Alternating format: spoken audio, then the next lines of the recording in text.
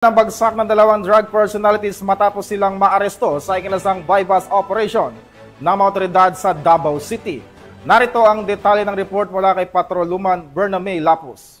Arestado ang dalawang individual sa sinagawang bypass operation ng Kalinan Police Station sa Barangay Talumo River, Kalinan District, Davao City nito lamang Hulyo 23 taong kasalukuyan.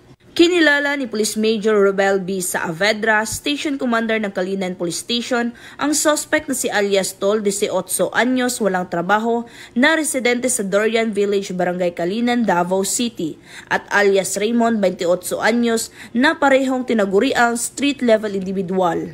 Na-recover mula sa mga suspect ang isang pakete ng hinihinalang shabu na may tinatayang bigat na 1.29 grams na nagkakahalaga ng humigit kumulang 8,772 pesos, isang cellular phone at bypass money na ginamit sa operasyon. Ayon pa kay Police Major Saavedra, nahuli ang mga suspect ng mga tauhan ng Kalinan Police Station sa koordinasyon ng Philippine Drug Enforcement Agency. Ang mga suspect ay kasalukuyang nasa kustodiya na ng nasabing istasyon para dumaan sa tamang disposisyon at mahaharap sa kasong paglabag sa RA 9165 o ang Comprehensive Dangerous Drugs Act of 2002. Samantala, patuloy ang Police Regional Office 11 sa pagsasagawa ng mga operasyon upang supilin ang lahat ng uri ng ilegal na mga aktibidad bilang bahagi ng kanilang tungkuling panatilihin ng kapayapaan at kaayusan sa Rehiyon 11.